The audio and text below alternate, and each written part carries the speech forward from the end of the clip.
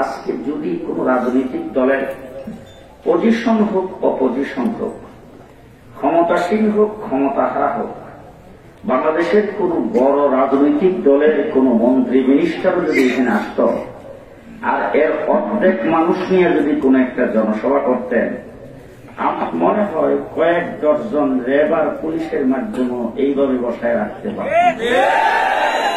কিনা বলেন? শান্তির রাজ বাংলাদেশে আমরা এই কায়েম করেছি। আমাদের লক্ষ লক্ষ মানুষ অনেক মাহফিল অনুষ্ঠিত হয়। গত পরশুদিন আমি বয়ান করেছি ময়মনসিংহের বড় মসজিদ মাদ্রাসার বাৎসরিক মাঠ। পরের দিন স্থানীয় পত্রিকা আসতে 1.5 লক্ষাধিক মানুষের সমাগম। এর আগের দিন কওমি তানজিবুল মাদারিসিল কওমিয়া সম্মেলন নরসিংদীতে লক্ষাধিক মানুষের সমাগম হয়েছে। কিন্তু আজ পর্যন্ত কোনদিন শুনছেন যে একটা মাহফিলে এত মানুষ হওয়ার পরে পরের দিন কোন সংবাদ মাধ্যমে কি আপনারা জানতে পেরেছেন যে কয়েকটা গাড়ি ভাঙচুর হয়েছে? যে আমার বাংলাদেশে সবচাইতে বড় সুনামের বিষয় হল বাংলাদেশের মাটিতে পৃথিবীর দ্বিতীয় বৃহত্তম মুসলিম জামায়াত টঙ্গীর বিশ্ব ইজতেমার মাঠে অনুষ্ঠিত হয়। সেই ইজতেমার মাঠে দোয়ার দিনে কোটি মানুষের উপরে সমাগম হয়।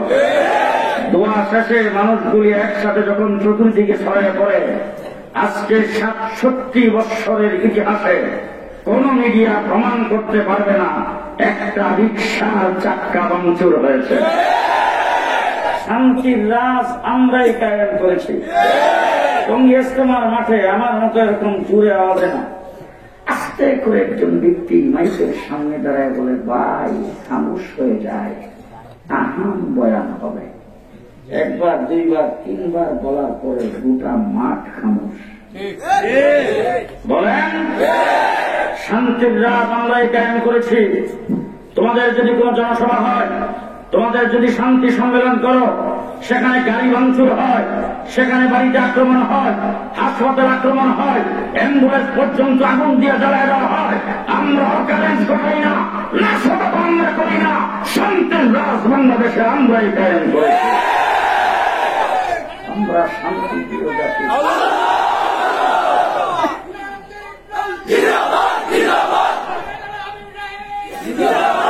আমরা শান্তির রাজ কায়েম করেছি। অশান্তি আমাদের কাজ নয়। আমরা এদেশে কোন অশান্তি সৃষ্টি করি নাই। তারপরেও যদি আলেম ওলামায়ে কেরামের বিরুদ্ধে শত শত মামলা দিয়ে এদেশের আলেম ওলামায়ে কেরামকে ডান্ডাবিধি লাগায় যদি জেলখানায় পড়া হয়, মনে করতে হবে কপাল খারাপ। আজকে পেপার পত্রিকা খুললেই দেখা যায় বাংলাদেশের টাকা পাচার করে কানাডার বেগমপাড়ায় অনেকে বাড়ি করেছে। আজকে পেপার পত্রিকা খুললে দেখি বাংলাদেশের টাকা পাচার করে সুইস ব্যাংকে অ্যাকাউন্ট হয়েছে। আজকে পেপার পত্রিকা খুললে দেখা যায়, আমি আমার কথা বলবো না, যদি আমার কথা বলি তাইলে আগামীকাল হয়তো কেউ বলতে পারে যে উনি এসে রাজনীতি করে গেলেন। রাজনীতি না, আমার বাংলাদেশের যিনি বর্তমানে বাংলাদেশ ব্যাংকের যিনি গভর্নর, তিনি বলেছেন 36 বৎসরের চাকরি জীবনে আমি এত বড় অর্থনৈতিক সংকট কোনদিন দেখি নাই। বাংলাদেশে রিজার্ভের সংকট, আজকে বাংলাদেশে ব্যবসায়ীরা এলসি খুলতে পারতেছে না ডলার সংকট হওয়ার কারণে। দেশের ডলারের সংকট হয়েছে, দেশে অর্থনীতির সংকট হয়েছে, টাকা পয়সার সংকট হয়েছে, ব্যাংকগুলি খালি হয়ে যাচ্ছে। আজকে আলুর কেজি 70 টাকা, পেঁয়াজের কেজি 190 টাকা। এইসব কার্যক্রম একজন আলেম করেছেন? এরপর কথা আসতে বলতে আলেম করেছেন? বাংলাদেশের 56,000 বর্গ মাইলের ভিতরে একজন আলেম বেগমপাড়ায় বাড়ি করেছে যদি কেউ প্রমাণ করতে পারে, আমি আর বাংলার মাটিতে মাইকের সামনে দাঁড়াবো না। একজন আলেম বেগমপাড়ায় বাড়ি করে নাই, একজন আলেম সুইস ব্যাংকে অ্যাকাউন্ট করে নাই, একজন আলেম বাংলাদেশের 5টি টাকা বিদেশের বাড়িতে কোথাও পাচার করে নাই, একজন আলেম বাংলাদেশের কোন সম্পদ লুটপাট করে নাই, একজন আলেমের বালিশের ঠোলের ভিতরে কোন টাকা পাওয়া যায় নাই, একজন আলেম উন্নয়ন করতে দেয় অনেক বদলকে বাস দেয় নাই।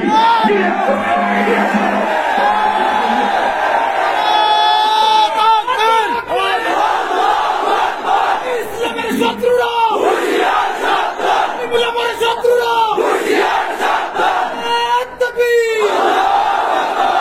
বাংলাদেশের এই জমিনে সবচেয়ে শান্তিপ্রিয় জাতি হল ওলামায়ে কেরাম। বাংলাদেশের মাটিতে সবচেয়ে শান্ত প্রকৃতির মানুষ হল ওলামায়ে কেরাম। আমরা মানুষকে চুপ থাকা বানাই না, মানুষকে আল্লাহ বানাই। আমরা টেবিলের নিচ দিয়ে কোনো কাজ করি না। কি বলেন, সভ্যসাবে কোনো কাজ করি? এতক্ষণ আমি যখন আসলাম, আসার পর থেকে শুনতেছি আপনাদের কাছে কিছু কালেকশন করা হচ্ছে।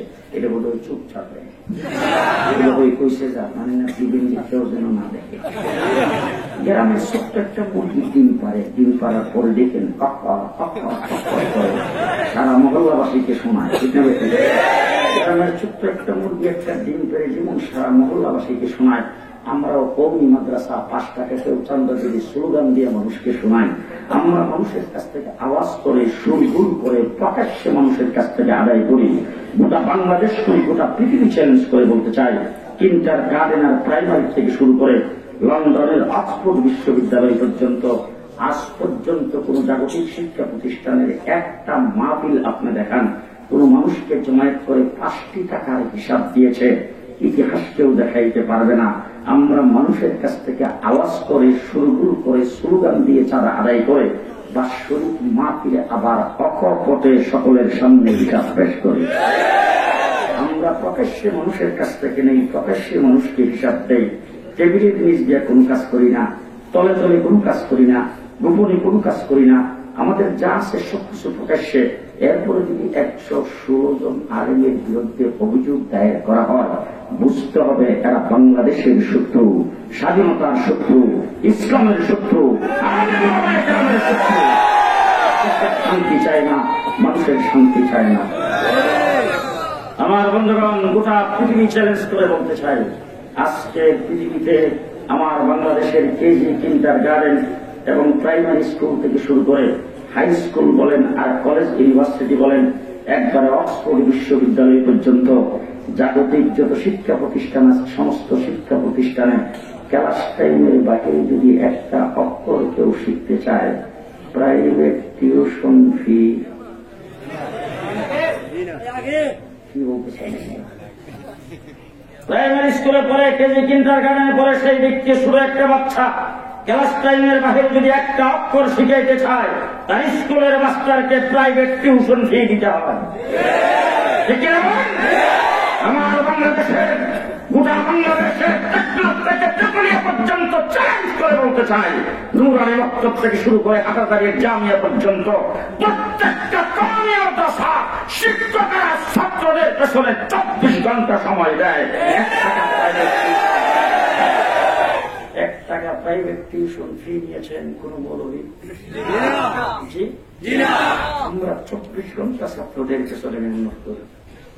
24 ঘন্টা, রাত্রেও ছুটি নেই, শুক্রবারেও ছুটি নেই, ঘুমাই গেছেন মনে, রাত্রেও ছুটি নেই, শুক্রবারেও ছুটি নেই। 24 ঘন্টা ছাত্রদের পেছনে মেহনত করার, মানুষকে মানুষ হিসাবে গড়ার জন্য মেহনত করার কোন কারিগর যদি থাকে, সেটা হলো কওমি মাদ্রাসার আসাতায়ে কেরাম।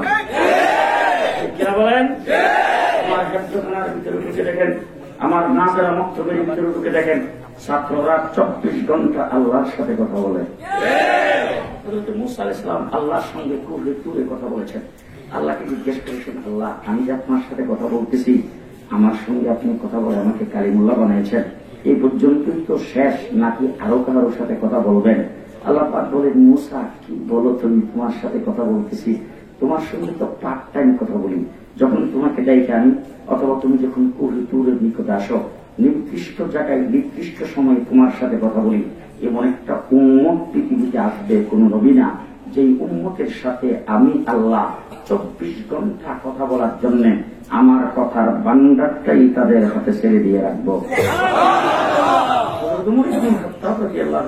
বলতেন, আমার যখন আল্লাহকে আমার সাথে কথা বলাইতে মনে চায়, তখন আমি কোরআন তেলাওয়াত করি, আর যখন আল্লাহর সঙ্গে আমি কথা বলতে মনে চায়, তখন আমি আল্লাহু আকবার বলে নামাজে দাঁড়াই। কোরআন কারীম আল্লাহ পাকের কথার ভান্ডার। বান্দা যখন কোরআন তেলাওয়াত করে, তখন স্বয়ং আল্লাহ বান্দার সাথে কথা বলে। আমার হেফজখানার নাজারা মক্তবে যায় দেখেন, 24 ঘন্টা আল্লাহর সাথে কথা বলে। শেষ ছাত্রের থেকে উঠে পড়া শুরু করে দিয়েছেন। সকাল 9টা পর্যন্ত বসছেন, 9টার পরে 12টা পর্যন্ত আরাম করে 12টার পর থেকে নিয়ে আবার পড়া শুরু করেছেন আসরের আযান পর্যন্ত। আসর থেকে মাগরিব পর্যন্ত একটু বিরতি, মাগরিবের পর থেকে আবার পড়া শুরু করেছেন রাত্রে 10টা পর্যন্ত পড়িয়া। এরপরে যখন যায় সুন্নত তরিকায় শুইছেন। আমি আমার মাদ্রাসার হেফজখানার ভিতর দিয়ে যাওয়া আশা করে দেখছি শেষ রাত্রের বেলা ছাত্র ছোট ছোট বাচ্চা যখন শুয়ে গেছেন, ঘুমায় গেছেন, এদের পরনের কাপড় কোথায় চলে গেছে তার ঠিক নাই, কেন বালিশ কোন দিকে চলে গেছে ঠিক নাই, একটা আরেকটার উপরে পাথারের দিগারে হয়ে শুয়ে আছেন, কিন্তু ঘুমের ভিতরে তাদের এক একজনের জবান থেকে সূরা ইয়াসিন আর সূরা নূর বের হইতেছে। আল্লাহর সাথে কথা বলে আমার এই কওমি মাদ্রাসার ছাত্ররা যাদের ফলশ্রুতিতে ভূমিকম্প বাংলাদেশকে কাবু করতে পারে না। নেট খুলে দেখবেন 5 পয়েন্ট ভূমিকম্প হয়েছে, বিল্ডিং ভেঙে চুরমার হয়ে গেছে। আমার বাংলাদেশে গেল কয়েকদিন আগে ফজরের সময় 5.6 ভূমিকম্প হয়েছে, একটা দেওয়ালের গায়ে ফাটা দেয় নাই। কয়েক বছর আগে শেষ রাত্রের বেলা 7.7 ভূমিকম্প হয়েছে, একটা দেওয়ালের গায়ে ফাটা দেয় নাই, একটা ইট খসে পড়ে নাই। করোনা যখন আসছিল, আমেরিকা পৃথিবীর সুপ্রিম পাওয়ার, সবচাইতে বড় শক্তিধর দেশ, সেই দেশে লকডাউন হয়েছে, একজন মানুষকে ঘর থেকে বের হইতে দেয় নাই, রাস্তাঘাটে কোনো গাড়ি চলে নাই, দোকানপাট সব বন্ধ, অফিস আদালত বন্ধ, রাস্তাঘাট জনশূন্যে পরিণত হওয়ার পরেও দৈনিক হাজার হাজার লাশ পড়ছে এবং সেখানে লাশ দাফন করার লোক পাওয়া যায় নাই। এমন এক পরিস্থিতির সৃষ্টি হয়েছে। আর আমার বাংলাদেশে মাছের বাজারে বোধহয় কোনো লোক যায় নাই, তরকারির বাজারে তো লোকই নাই। গেছিল কোরবানির গরুর বাজারে কি গরু বিক্রি হয়েছে? কথা দিয়ে আসতে কর। ঢাকার বাণিজ্য মেলায় কি লোকজন গেছিল? আমি ভাই জেলখানায় ছিলাম 19 মাস, কেরানীগঞ্জ কারাগারে। হঠাৎ করে একদিন ফজরের নামাজের পরে পুলিশ এসে বলতেছেন, আপনারা সবাই রেডি হন, আপনাদেরকে কাশিমপুরে চালান করে দেওয়া হয়েছে। তখন আমি খুব অসুস্থ, মনে মনে তখন একটু খুশি হয়েছি যে আজকে যদি কাশিমপুরে চালান করে তাহলে ভালোই পারো, কারণ আগের দিন শুনলাম লকডাউনের পরে শাটডাউন, সুতরাং রাস্তায় কোনো গাড়ি থাকবে না। কেরানীগঞ্জ কারাগার থেকে আমাদের গাড়িটা টান দেবে, আমাদেরকে অল্প সময়ের ভিতরে কাশিমপুর পৌঁছায় দেবে। গাড়িতে যাই উঠতাম, ওঠার পরে যখন গাড়ি রাস্তায় উঠছে, রাস্তা কিন্তু আপনাদের বিয়ানী বাজারের রুট না, এটা হলো পদ্মা ব্রিজের রুট, এক্সপ্রেস ওয়ে। ওই রাস্তায় গাড়ি ওঠার পরে দেখি গাড়ি আর সামনে চলে না, জানালার ফাঁক দিয়ে দেখি রিক্সা ভ্যান পুরা রাস্তা দখল, এক একটা রিক্সায় 2-3 জন করে গাদাগাদি করে বসে, কিসের মাস্ক, কিসের স্বাস্থ্যবিধি আর কিসের লকডাউন আর শাটডাউন, সবগুলি বসে বসে রাস্তার সাইডে তাকায় দেখি পানের দোকানের সামনে মানুষ, চার দোকানের সামনে মানুষ। এইভাবে লকডাউন আর শাটডাউন যে দেশের মানুষ মানে নাই, রাস্তা ঘাটে সব জায়গায় গাদাগাদি করে চলেছেন। তারপরে বিশ্ব মিডিয়া প্রমাণ করেছে বাংলাদেশ করোনায় সবচেয়ে কম ক্ষয়ক্ষতি হয়েছে। এখন যদি কোনো ব্যক্তি বক্তৃতায় দাঁড়ায় বলে আমরা করোনার চেয়েও শক্তিশালী, এখন যদি কোনো ব্যক্তি বক্তৃতায় দাঁড়ায় বলে আমরা মোকাবেলা করেছি, আমি বলবো বুকার স্বর্গে বাস করো, তোমাদের সেই চোখ নাই, সে অন্তর নাই দেখার মতো। আসলে তোমরা মোকাবেলা করতে পারো নাই। মোকাবেলা যদি করতে পারত, আমেরিকা পারত, ইউরোপ পারত, তারা পারে নাই। সুতরাং তোমরা মোকাবেলা করতে পারো নাই, তোমাদের মোকাবেলার কারণে হয় নাই, ছাত্রদের কোরআন তেলাওয়াতের কারণে হয়, নাজারা মক্তবের কোরআন তেলাওয়াতের কারণে হয়েছে।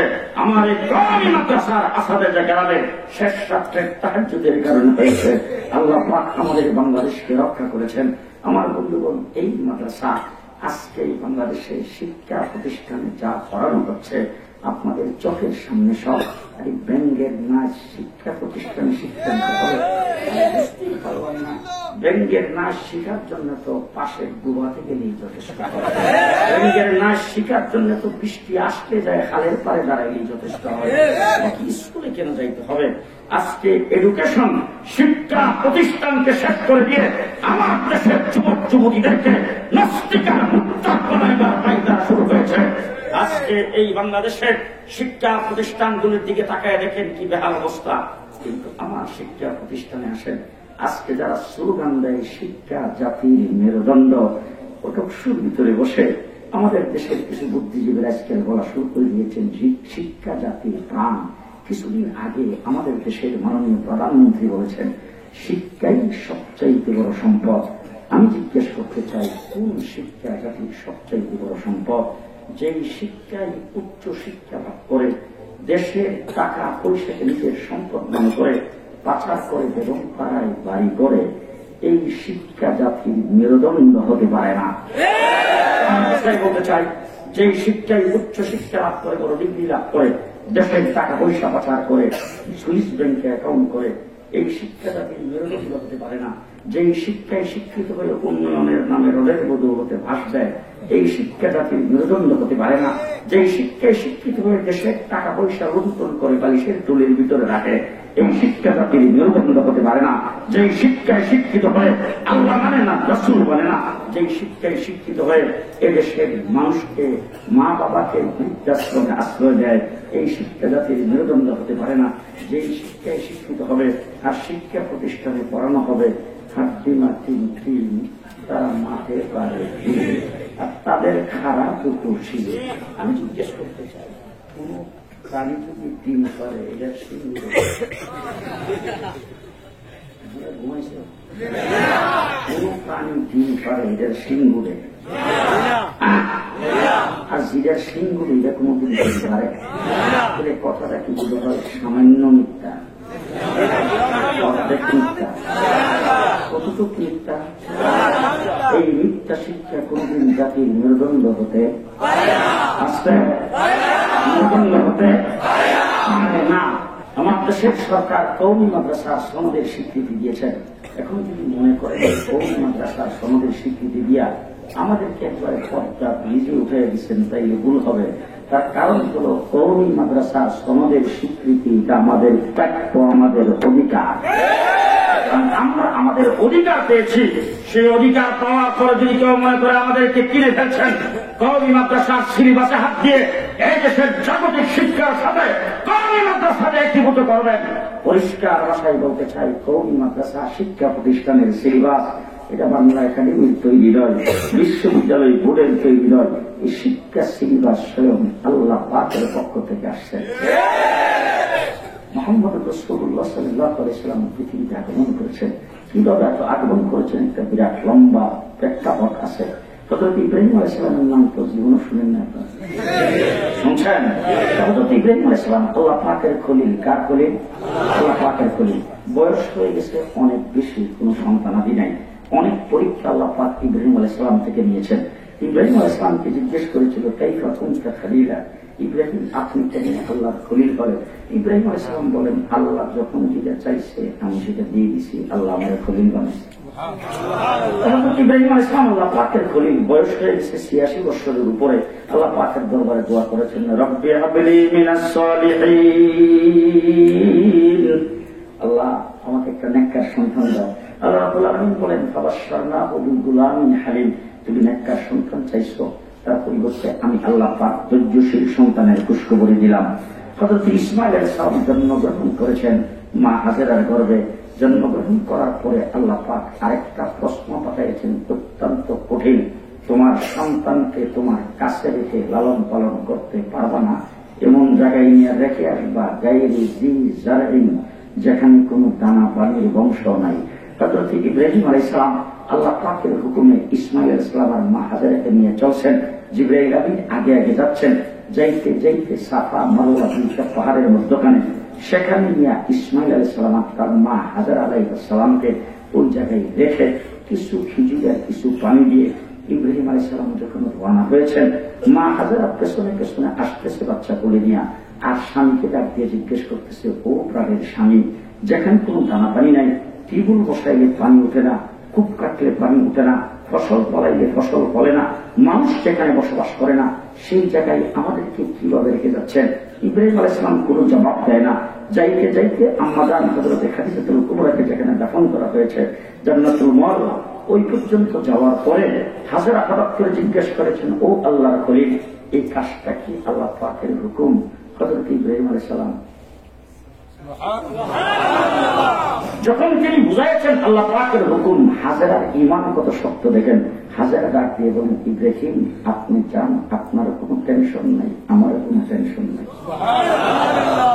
হাজেরা যে জায়গায় হযরত ইব্রাহিম আলাইহিস সালাম রাখছিলেন প্রথম নিয়া সাফা মারওয়া দুইটা পাহাড়ের মধ্যখানে, সেখানে এসে ইসমাইল আলাইহিস সালামকে নিয়ে বসবাস করতে শুরু করে দিয়েছেন। খেজুর আর পানি শেষ, মা না খাইতে খাইতে মায়ের স্তনের দুধ শুকিয়ে গেছে, বাচ্চা না খাইতে খাইতে মরণাপন্ন অবস্থা। এখন বাচ্চার মুখে একটু পানি দেওয়া দরকার।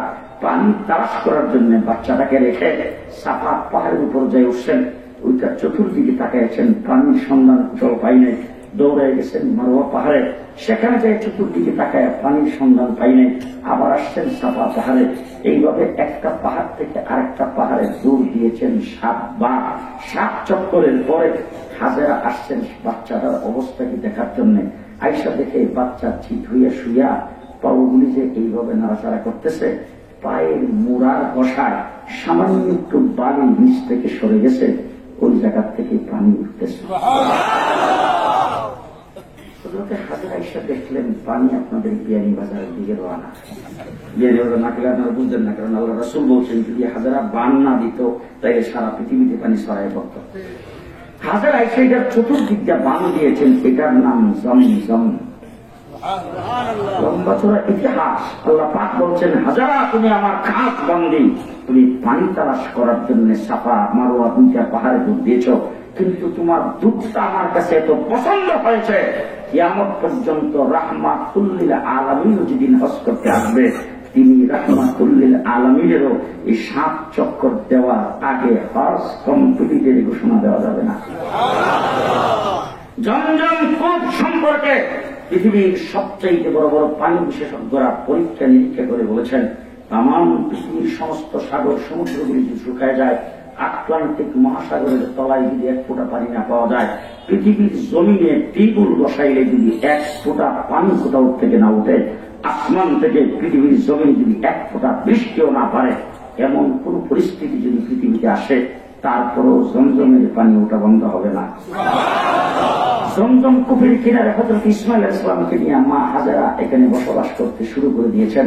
লোকজন এসে সেখানে বসত বাড়ি বাঁধতে শুরু করেছেন। লোকজনের হুজুম হয়ে গেল, লোকজনের ভিড় হয়ে গেল, অনেক মানুষ সেখানে বসবাস করতে শুরু করেছেন। আল্লাহ পাক ইব্রাহিম আলাইহিস সালামকে বলছেন, ইব্রাহিম আমার খলিল, মধ্যে মধ্যে যাই একটু দেখাশোনা করবা।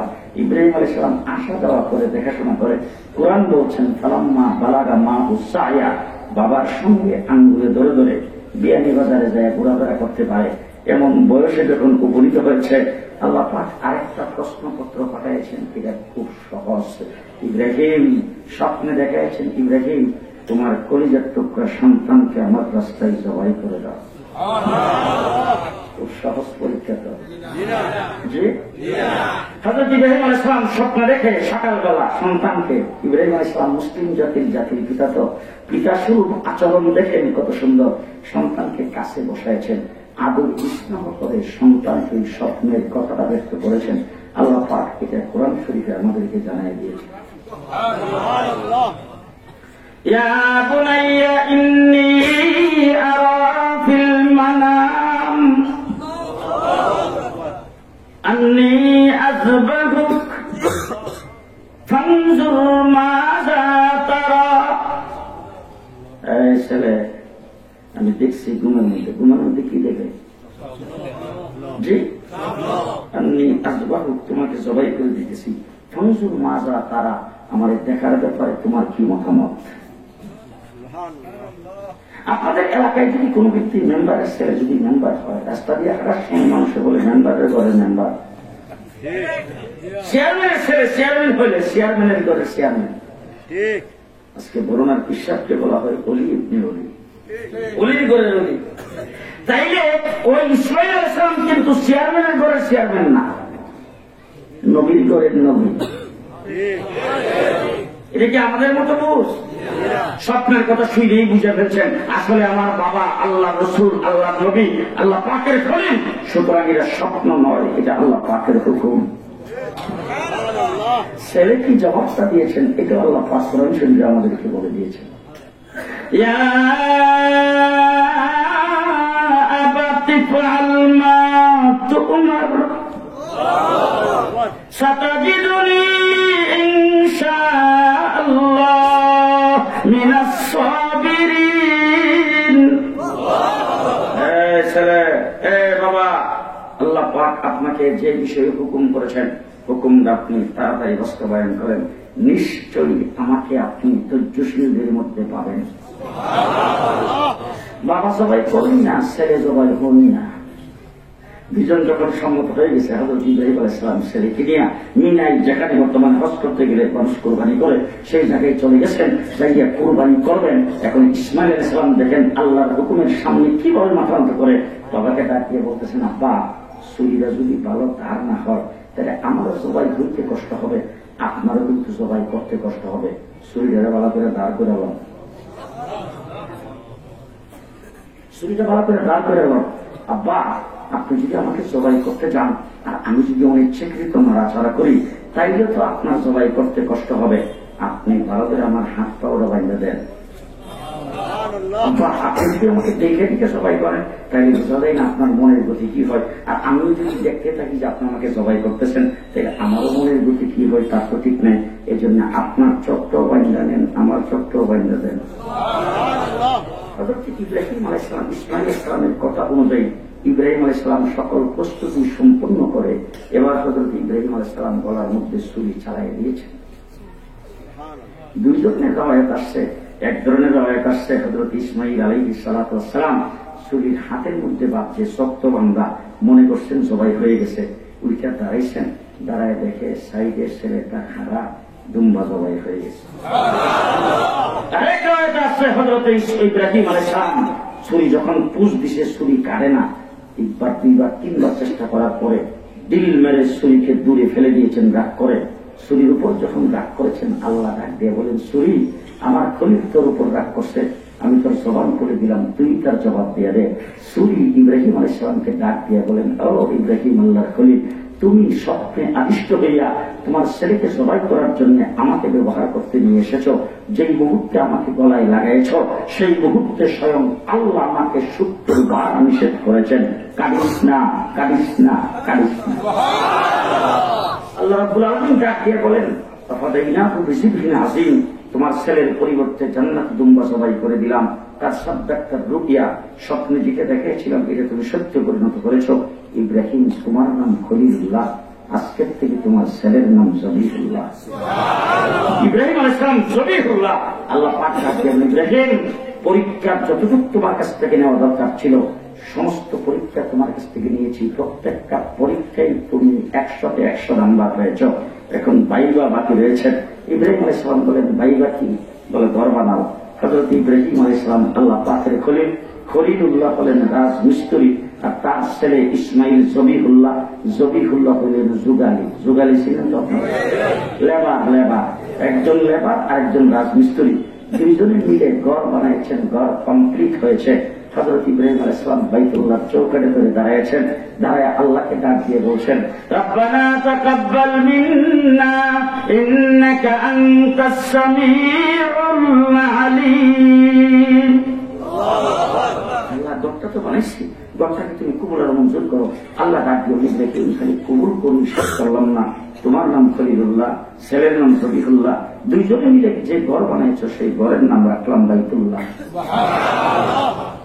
এবার হযরত ইব্রাহিম আলাইহিস সালামকে আল্লাহ পাক বলেন, ইব্রাহিম, গোটা পৃথিবীর একটা সিস্টেম হবে, পরীক্ষায় যদি কোনো ব্যক্তি পাস করে তাকে পুরস্কার দেওয়া। এই সিস্টেম আমাদের দেশে নাই। আচ্ছা, পুরস্কার দুই প্রকারের হয়। এক প্রকারের পুরস্কার হইল বাজার থেকে পুরস্কার কিনে আইনা দপ্তরের মধ্যে বৈশা শিক্ষকরা মিলে এটাকে খুব সুন্দর কাগজ দিয়ে বাইন্ডিং করে প্যাকেট করে কইরা তারপরে স্টেজে আইনা তার দিয়া প্রধান অতিথির হাতে, সভাপতির হাতে তাদেরকে দিয়ে দেয়। প্যাকেট খোলার আগে হেও জানে না, হের বাপও জানে না কি পাই। এটা হলো প্রতিষ্ঠান কর্তৃপক্ষের ইচ্ছাধীন, যেটা দেয় এটা পাই ছেলে খুশি, ঠিক না বেশি? আরেকটা পুরস্কার হইল ছেলেটা আজাদ দিনই এবারে পরীক্ষা দিয়ে 1 নম্বরে পাশ করেছেন, স্ট্যান্ড করেছেন। স্ট্যান্ড পরে যখন এই মাদ্রাসায় যখন ছেলেটা আসছে, তখন মাদ্রাসার মুহতামিম সাহেব ছেলেটা দেখে যে জড়ায় ধরছে, দৌড়ে বলতেছেন, বাবা তুমি কষ্ট করে লেখাপড়া করে তারপরে তুমি আমার মাদ্রাসার ইজ্জত সম্মান বাড়াইছ, বুড়ির মধ্যে পরীক্ষা দিয়ে তুমি 1 নম্বর হইছো, A ক্লাস পাইছো, বাবা তোমার আমি একটা পুরস্কার দিব, তুমি যা চাও তাই দিব। এরকম কথা বলে নিব। মামা তাকে বিদেশ বাইকনারে ফোন করে, বাইকনা তুই বলে A ক্লাস পাইছো, বলে কত দিকে বাইকনা কি ভাড়াইতাম তোর লাগে, তুই যা কস তাই বাড়াবো।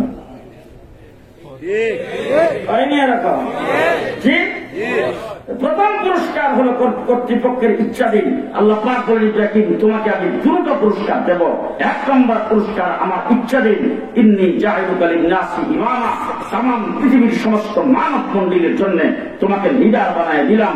মিল্লাতা আবিকুম ইব্রাহিম, গোটা মুসলিম জাতির জন্য তোমাকে জাতির পিতা বানায় দিলাম।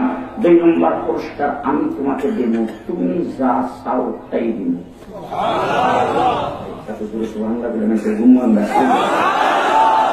হযরত ইব্রাহিম আলাইহিস সালাম বাইতুল্লাহ চৌকের দূরে দাঁড়াইছে, দাঁড়ায় আল্লাহ ডাকে, আল্লাহ তুমি কিন্তু বুঝছো যা চাই তাই দিবা।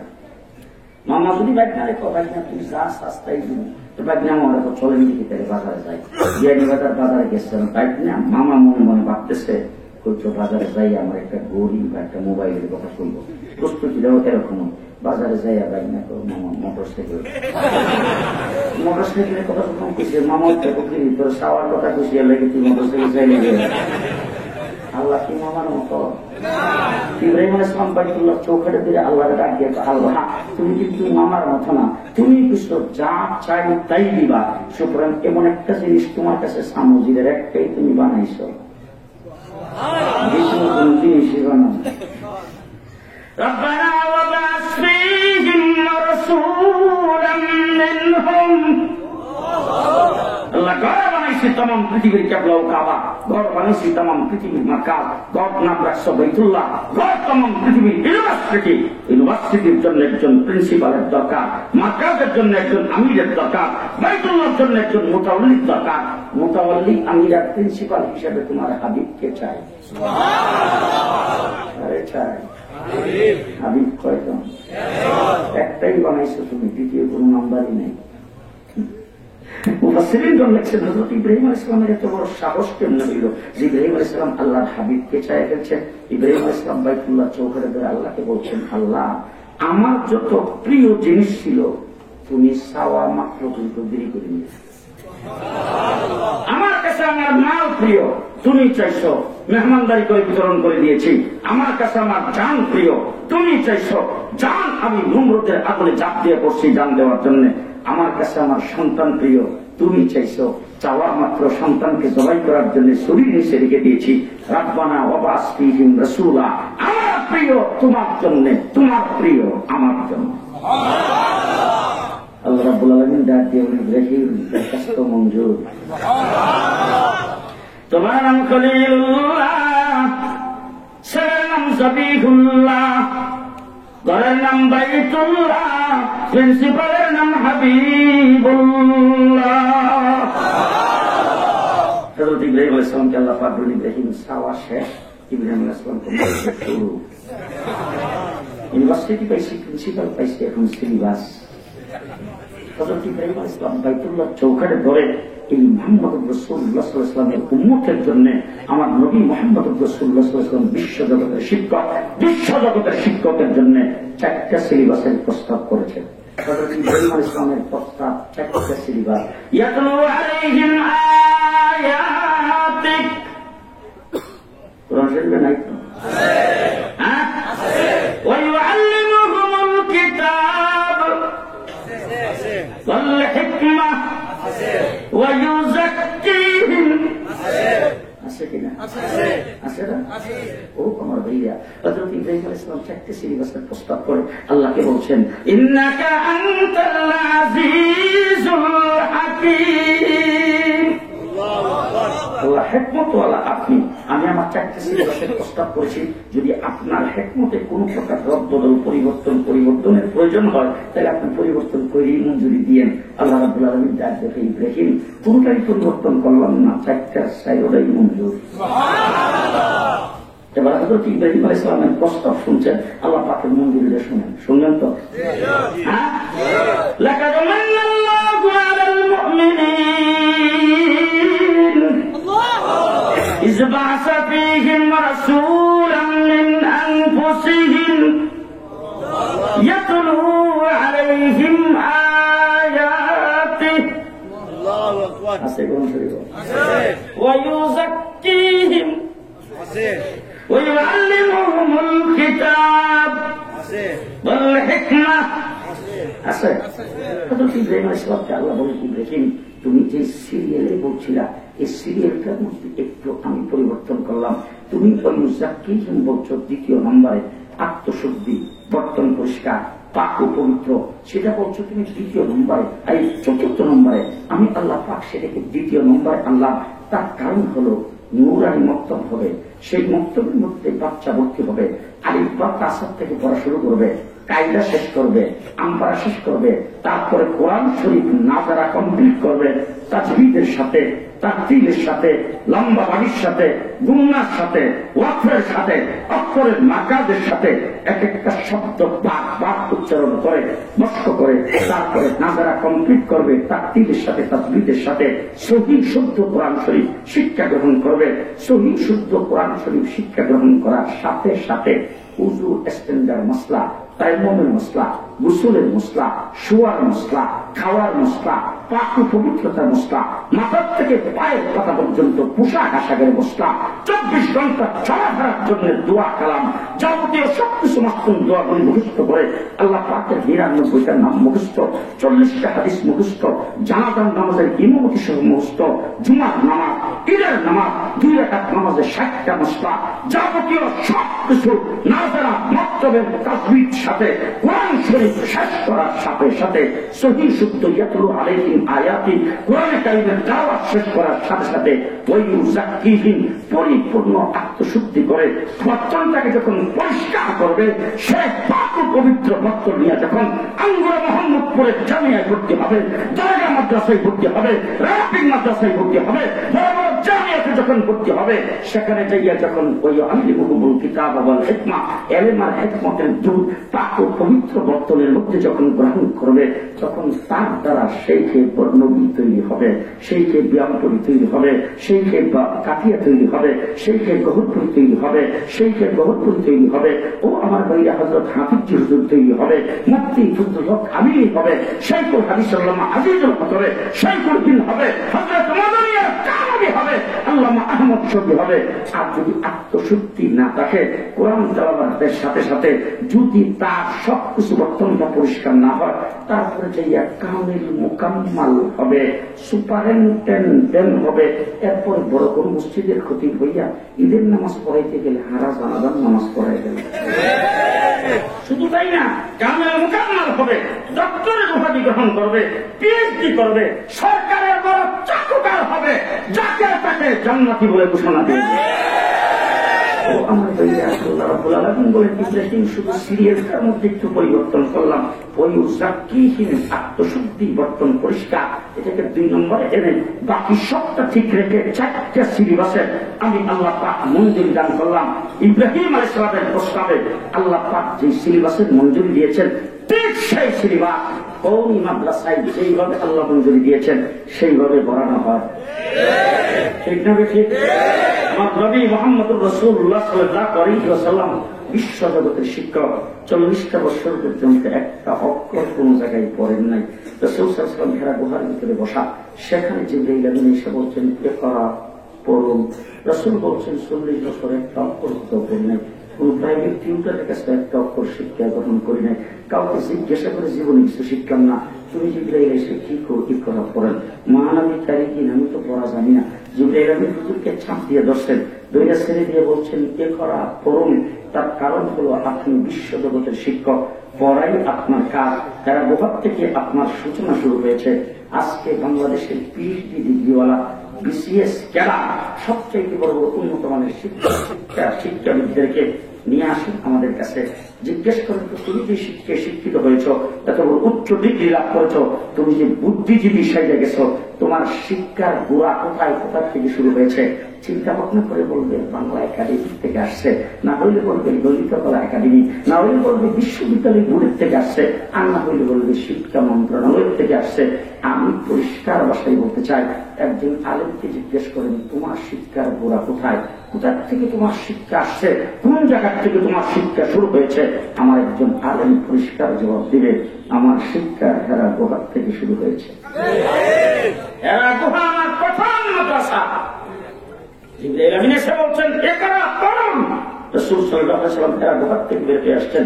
আয়েশা তারপরে আল্লাহর নবী মাদ্রাসা কায়েম করেছেন, সেই মাদ্রাসার নাম দারে আরকাম। কোন মাদ্রাসা? দারে আরকাম মক্কায়। এই মাদ্রাসার সর্বপ্রথম নুরানি মক্তবে ভর্তি হয়েছেন হযরত আবু বকর সিদ্দিক। জুড়ে বলা না, সর্বপ্রথম ছাত্র হযরত আবু বকর সিদ্দিক। নাম্বার কত? জি কত নাম্বার? আমলের ওজন কত? কত ওজন? আরে সারা পৃথিবীর সমস্ত ওলি আফতার গাউস কুতুবের আমল যদি একত্রিত করা হয়, একজন আপনার সাহাবীর মতো হবে না। 100 লক্ষ সাহাবীর আমল একত্রিত করা হলে আবু বকর সিদ্দিকের এক রাত্রির সমান হবে না। সে আবু বকর সিদ্দিক নূরের মক্তব দারে আরকামে সর্বপ্রথম সেখানে ভর্তি হয়েছে। আসহাবে সুফাই মদিনায় যাইয়া জামিয়াতে দাওরে হাদিস পাশ করেছে। হযরত আবু বকর সিদ্দিক দাওরে হাদিস পাশ করেছেন। আসহাবে সুফাই সাবজেক্ট কয়টা? কয়টা সাবজেক্ট? 4টা সাবজেক্ট। আমার 100 লক্ষ ছাত্র পড়াইছে।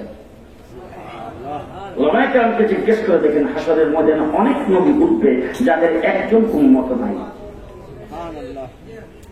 হযরত নূহ আলাইহিস সালাম 9.5 বছর পর্যন্ত নবুয়তের কাজ করেছেন।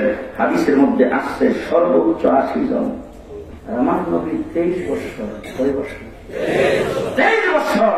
313 জন নিয়ে রাসূল বদরের যুদ্ধে নামছেন। 313 জনের 1 বছর পরে হয়েছেন 750 নিয়ে গেছেন উহুদের ময়দানে। তারপরে 6ষ্ঠ হিজরিতে সুলে হুদায়বিয়া, সেখানে 1400 সাহাবী। 7ম হিজরিতে খাইবর বিজয় হয়েছে। 8ম হিজরিতে 10,000 মধ্যে মুজাহিদ নিয়ে রাসূল মক্কায় প্রবেশ করেছেন, মক্কা ফতে হয়েছে। 10ম হিজরিতে রাসূল আরাফার ময়দানে দাঁড়িয়েছেন। রাসূলের সামনে 1.25 লক্ষ সাহাবী। 1.25 লক্ষ সাহাবীর প্রধান হযরত আবু বকর সিদ্দিক। ছাত্র হল দারে আরকাম।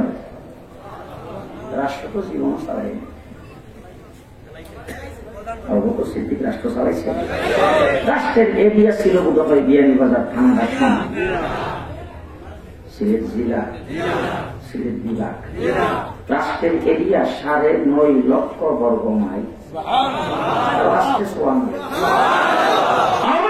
যেই রাষ্ট্রের আমিরুল মুমিনিন খলিফাতুল মুসলিমিন, সেই রাষ্ট্রের প্রধান বিচারপতি হযরত ওমর ইবনুল খাত্তাব। ওমর ইবনুল খাত্তাব 1 বছর পর্যন্ত বিচারপতির আসনে দায়িত্ব পালন করার পরে একদিন আমিরুল মুমিনিন খলিফাতুল মুসলিমিন আবু বকর সিদ্দিকের কাছে আসছেন। আয়েশা বলতেছেন, আবু বকর সিদ্দিক আমিরুল মুমিনিন খলিফাতুল মুসলিমিন একটা প্রস্তাব নিয়ে আসছি। হযরত আবু বকর সিদ্দিক বলেন, ভাই ওমর কি প্রস্তাব নিয়ে আসছো? বলে, আমাকে যে বিচারপতির দায়িত্ব দিয়েছেন, এই বিচারপতির থেকে আমি ইস্তেফা দিতে চাই।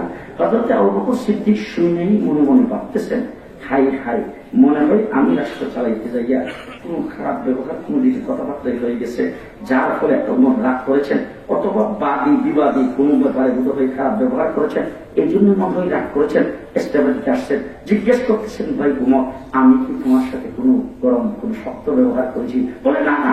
বলে, তাইলে বাদী বিবাদী মনে হয় তোমার সামনে কোনো খারাপ ব্যবহার করেছেন? বলে, না, আমি তা কিছুই না। বলে, তাইলে ইস্তেফা দিতে কেন আসছো? বলে, 1 বছর পর্যন্ত বিচারপতির আসনে বসা, 1 বছরের ভিতরে আমার কাছে একটা মামলা আসেনি। সাবজেক্ট কয়টা? জি কয়টা? 4টা। আজকে চিন্তার গাড়িতে যারা পড়তে যায়, বইয়ের ব্যাগ দেখলে বুঝা হয়ে গেছে 7.5। 4টা সাবজেক্টের খবর করছেন হযরত আবু বকর সিদ্দিক, যার রাষ্ট্রের ভিতরে কোথাও 1 বছরে একটা মামলা হয়নি। আমাদের মৌলবীদের বিরুদ্ধে মামলা আছে 250 উপরে। কোন মৌলবী বাকি নেই যেটার আশা কিনা।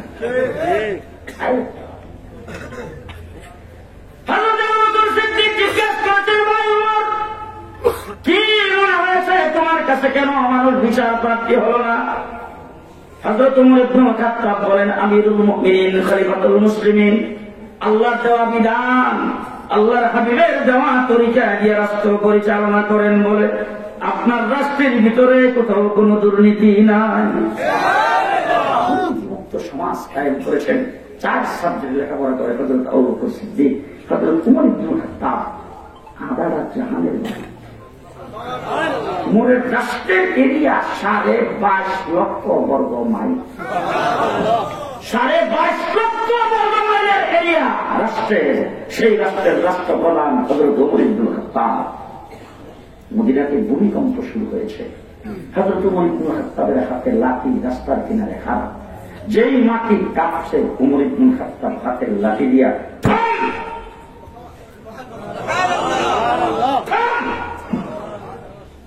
পরেরটা শুনবেন। সাথে সাথে মাটি যখন থেমে গেছে, ভূমিকম্প থেমে গেছে, মাটির দিকে চক্রান দিয়ে তাকাইছে, তাকাইয়া হযরত ওমর ইবনে খাত্তাব মাটির ডাকিয়ে কিরে কাঁপলে কেন, তোর সাহস কত? কাঁপলে কেন? আমি কি তোর উপরে ইনসাফ কায়েম করি নাই? কেন কাঁপলে? আমি কি তোর উপরে ইনসাফ কায়েম করি নাই? ও আমার আজকে যদি কোথাও আগুন লাগে তাইলে মানুষ কোথায় যায়? ফায়ার সার্ভিসের কাছে। আমাদের বাংলাদেশের ফায়ার সার্ভিস কিন্তু সাংঘাতিক। আগুন লাগে জ্বলে সারলে ঘরে গেলায়। আমাদের ঢাকা একবার বলেন যে আগুন লাগছে, কত পারদর্শী দেখেন, হেলিকপ্টার দিয়ে পানিতে গেছে আগুন নিবেবার জন্য। আল্লাহ পরের দিন পেপারে দেখলাম হেলিকপ্টারে যে বালতি ফিট করছিল, বালতি খোলার নাই।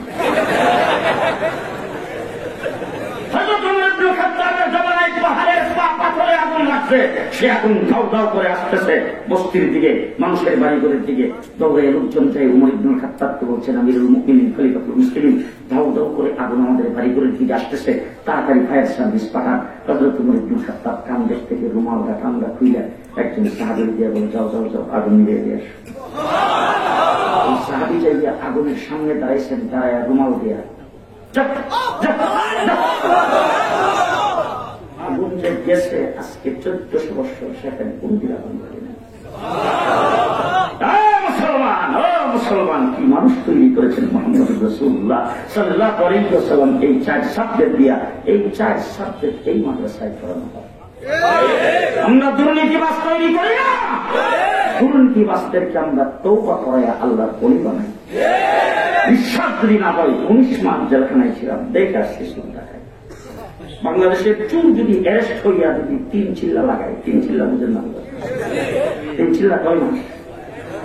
যে চুর যদি অ্যারেস্ট হইয়া জেলখানায় যায় 3 চিল্লা লাগায় আসে, ডাকাত খেয়ে বের হয়। ডাকাত যদি জেলখানায় যায় 3 চিল্লা লাগায় আসে, সে সন্ত্রাসের গডফাদার। সে যখন মুক্তি পেয়ে বের হয়, তখন চাষটকে দোকানে পাতে মানুষ আস্তে আস্তে একজন একজন ডাক দিয়ে কানে কানে করে, সেন্টু কিন্তু আর আমি পরিষ্কার ভাষায় চ্যালেঞ্জ করে বলছি, নিয়ে আসেন চুর, ডাকাত, গুন্ডা, বদমাশ, হাইজাকার, মক্কুর, শুক্কুর, নিয়ে আসেন আমার কাছে। 50-60 বছর পর্যন্ত নাফরমানি করেছেন, আমার কাছে। আমি বড়মার বিশ্বাসের কাছে যে মুরিদ করে তার খানটায় পাঠিয়ে দেব, অথবা কাটটি মাথায় দিয়ে তাবলিগ জমাতে সালাম করে দেব। 4 মাস পরে আইসা যখন বিয়ানী বাজারের রাস্তা দিয়ে হাঁটবে, দেখলে মনে হবে দরগা মাদ্রাসার সাইকেল হাদিস। আজকে সেই তাবলিগ জামাত জাতীয় দল আমেরিকা রিপোর্ট করেছে 32 লক্ষ মানুষকে কালিমা পড়াইছে। মাঝখানে বলে ভাই কিছু লোকজন বসা আছে যারা এটা সমর্থন করে। আমরা আজকে করি 32 লক্ষ মানুষকে কালিমা পড়াচ্ছেন জাতীয়লা করে তাবলিগ জামাতের লোকেরা। এটা পৃথিবীর সর্বত্র আজকে মসজিদের শহরে পরিণত হয়েছে। নিউ ইয়র্ক শহরে প্রকাশ্যে মাইকে আদান হয় তাবলিগ জামাতের অবদান। স্পেনে বর্তমানে 1350 মসজিদ, 1250 মসজিদ তাবলিগের লোকেরা নির্মাণ করেছে। আজকে হিথ্রো এয়ারপোর্টে, নিউ ইয়র্ক এয়ারপোর্টে, এয়ারপোর্টের মূল বিল্ডিং এর ভিতরে মসজিদ, সুন্দর নামাজের জায়গা, তাবলিগ জামাতের অবদান। গোটা বিশ্বে সেই জাতীয়রা দলেরা ইসলাম প্রচার করছেন, গোটা বিশ্বের লক্ষ লক্ষ মানুষের নামাজ সোজা করেছেন, গোটা বিশ্বের লক্ষ লক্ষ মানুষের সুন্নতের উপর পাবন্দি বানিয়েছেন তাবলিগ জামাত। ঠিক কিনা? কিছু লোকজন তাবলীগের বিরোধিতা করে, বিরোধিতা করতে থাকে 100 বার, কিন্তু বিরোধিতা করলে কি হবে? গত কয়েকদিন আগে তাবলীগ জামাতের একটা জোর হয়েছে, জোর একটা পোস্টার হ্যান্ডেল কোথাও দেখলাম না আমার বাসার সামনে। আমি তো সারারাত্র মাহফিল করি, সকালবেলা একটু যাই, মাদ্রাসায় যাই, ঘুমাই, এরপর আবার আরেক মাহফিলে চলে যায়। আল্লাহ ওই বিশ্ব ইস্তেমার ওই দোয়া দিন, মানে তাবলীগের জোরের দোয়ার দিন 7 লক্ষের উপরে মানুষ জমা হয়েছে। সেই তাবলীগ জামাত তো মাদ্রাসার অবদান। আসতে বলে আসতে আসতে পরিষ্কার ভাষায় বলে যাচ্ছি, আজকে যারা আশিক রাসূলের স্লোগান দেয়, আজকে যারা রাসূল প্রেমিকের স্লোগান দেয়, আজকে যারা বারুইরুল আকাল আসলে বাজারের ডাইলের দাম বাড়ায়, আজকে যারা বারুইরুল আকাল আসলে জিলাপি খাইতে খেতে শেষ হয়ে যায়, ওই সমস্ত মানুষগুলিকে বলতে চাই, বারুইরুল আকালের পরে তোমাদেরকে তোলা রাশি দিয়ে বাড়ি সালাম দিয়েও কোথাও পাওয়া যায় না। পরিষ্কার ভাষায় বলে যাচ্ছি, মনে রাখেন, বাংলাদেশ স্বাধীন হয়েছে 52 বৎসর। 52 বৎসরের ভিতরে ইসলামের উপর যত দিক থেকে আঘাত আসছে, রক্তের প্রয়োজন হলে তুমি মাদ্রাসা ওলামা দিয়েছেন।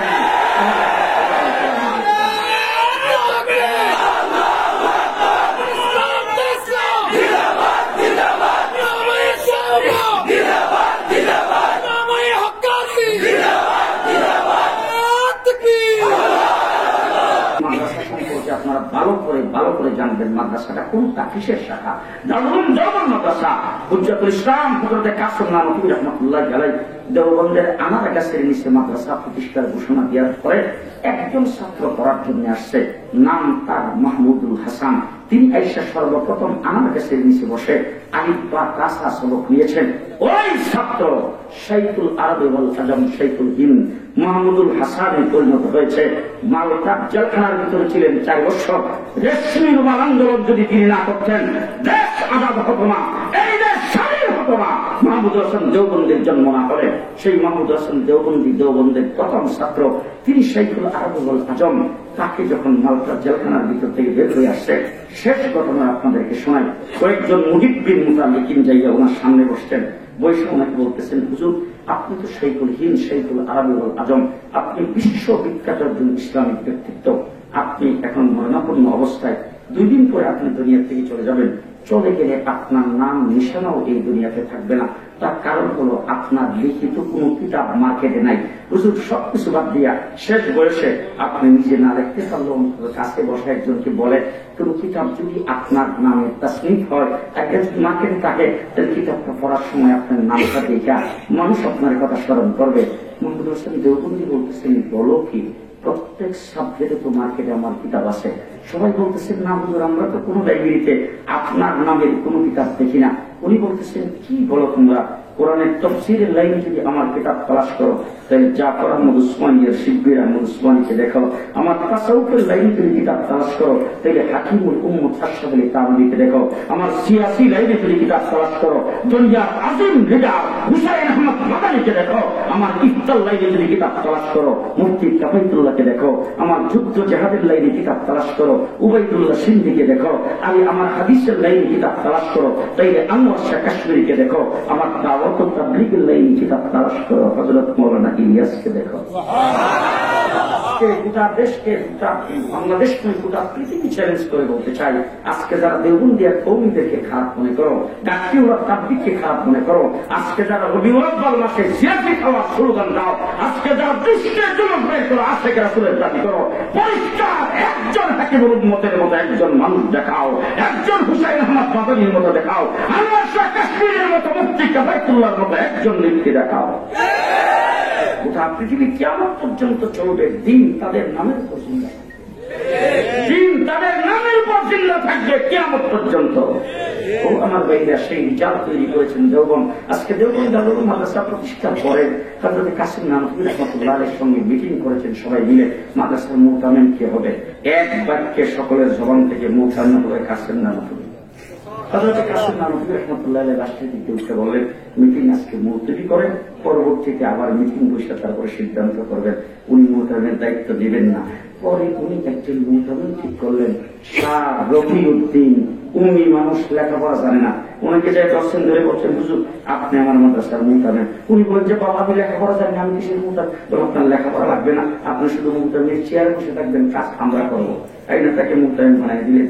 কিছুদিন পরে একটা ছাত্র ওনার সামনে গেছে তরকারির বাড়ি নিয়ে, যাইয়া তার ওনার সঙ্গে খারাপ ব্যবহার করতেছে, বলতেছে আপনি মাদ্রাসার মুহতামিম। বলে হ্যাঁ, এই জাতের তরকারি দিয়ে কি রুটি খাওয়া যায়? 12 তরকারির ব্যবস্থা করতে পারেন না, আপনি কিসের মুহতামিম? এই কথা বইলা তরকারির বাড়িরা ওনার সামনে ফিটকা ফেলাই দিচ্ছেন। বিয়াবিলি করে নাই? শাহ রফিউদ্দিন তার ছাত্রদের দিকে মাথার থেকে পায়ের কথা পর্যন্ত 3 বার এইভাবে দেখলেন, দেখে কিচ্ছু বলেন নাই। মাদ্রাসার শিক্ষক আসতে যে গ্রাম কর্মচারী সবাইকে ডেকে বলছেন, এই ছাত্রটা আমার মাদ্রাসার ছাত্র না। সবাই বলতেছে হুজুর হাজিরা খাতাই নাম আছে, বোর্ডিং এর খাতাই নাম আছে, বোর্ডিং এ খায়, সে তো মাদ্রাসার ছাত্র। বলে না না, সেই মাদ্রাসার ছাত্র না। তখন তদন্ত নিয়ে দেখে 32 রেজিস্টারে ফরমে নাম নাই, চল চাকরি করে কোন রকম শিক্ষকদেরকে ধোঁকা দিয়া তারপরে হাজিরা খাতায় বোর্ডিং এর খাতার মধ্যে নাম উঠাইছে। তখন ছাত্রকে বহিষ্কার করে, এরপরে আইসা ওনাকে সবাই দর্শক, হুজুর আপনি কেমনে বুঝলেন? খাতাপত্র মেনটেন করি আমরা, আমরা এমনি লেখা পড়া জানি, আমরা সবকিছু দেখি, আপনি কেমনে বুঝলেন এই ছাত্ররা মাদ্রাসার ছাত্র না? তিনি বলেন, আমি যখন মাদ্রাসার মুহতামিম হয়েছি, আমি একদিন এশার নামাজের পরে বসে বসে চিন্তা ভাবনা করতেছিলাম এত বড় দায়িত্ব কি করে পালন করব। হঠাৎ করে ঘুম এসে গেছে, ঘুমের মধ্যে স্বপ্ন দেখি মুহাম্মদুর রাসূলুল্লাহ সাল্লাল্লাহু আলাইহি ওয়াসাল্লাম এসে দেওবন্দের কূপের কিনারে বসছে। আমি সামনের দিকে অগ্রসর হয়ে যায় দেখি দেওবন্দের কূপ পার পর্যন্ত দুধে ভরপুর হয়ে গেছে, আর লাইন ধরে হাজার হাজার লোক আসতেছে, কারো হাতে বালতি, কারো হাতে জগ, কারোর হাতে গেলা, কারোর হাতে কাপ, এরকম নিয়ে আসতেছে। আল্লাহর নবী ওই দুধ উঠাইয়া তাদের বান্ডগুলিকে দিতে শুরু করেছেন। কেউ জায়গায় বসে বসে পান করতেছে, কেউ বালতি ভরে ভরে নিয়ে যাচ্ছে। আমি সেই স্বপ্নের তাবির করেছি, যারা লাইন ধরে আসতেছেন তারা তালিবে এলেন, আর আল্লাহর নবী যে দুধ বিতরণ করতেছেন সেটা হলো এলেন। এটা তাবির করেছি। ওই দিন স্বপ্নে রাসূলের দুধ পান করায় কাতারের মধ্যে যাদেরকে দেখছিলাম, দেওবন্দ মাদ্রাসায় ভর্তি হইতে আসলে চেহারা দেখলেই বলতে পারি ওই দুধ পান করার কাতারে ছিল কিনা। এই ছেলেটাকে দুধ পান করার কাতারে দেখিনি। আমার বন্ধুগণ, শাহ রফিউদ্দিন রহমাতুল্লাহ আলাইহি তিনি দেখছেন কেউ বালতি করে নিয়ে যাচ্ছেন, আবার কেউ জায়গায় বসে পান করে যাচ্ছেন। বালতি করে কোথায় নিয়ে যাচ্ছেন? সেইকে ব্যায়াম করে নিয়ে আসছেন কানাইগা, সেইকে দহর করে নিয়ে আসছেন গহরপুর, হাফিজ হুজুর নিয়ে আসছেন শামসুল ফরিদপুর নিয়ে আসছেন ঢাকা, ফখরে বাঙ্গাল নিয়ে আসছেন ব্রাহ্মণবাড়ি। আজকে গোটা পৃথিবীতে দেওবন্দিরা জাল বিস্তার করেছেন, নবীর সুন্নাত জিন্দা করেছেন দেওবন্দি, নবী সাল্লাল্লাহু আলাইহি ওয়াসাল্লাম আদর্শ জিন্দা করেছেন দেওবন্দি। আজকে বাংলাদেশে যখন দিকে আসছে তসলিমা নাসরিন কোরআন পরিবর্তনের কথা বলেছেন। আপনাদের এলাকার কিছু সন্তান জকিগঞ্জের হযরত উবাইদুল হক বাইতুল মুকাররমের খতিব, ওনার নেতৃত্বে আমরা জীবন দিয়ে রক্ত দিয়ে তসলিমার মোকাবেলা করেছি। শিক্ষা চিরন্তন চালাইছেন মানুষকে গুমরা বানাবার জন্য। আমরা সাইদুল হাদিসের নেতৃত্বে তার মোকাবেলা করেছি। হাইকোর্ট থেকে 2 জন বিচারপতি ফতোয়ার বিরুদ্ধে রায় দিয়েছেন। মুফতি ফজলুল হক আমিরের নেতৃত্বে আমরা রক্ত দিয়ে তার মোকাবেলা করেছি।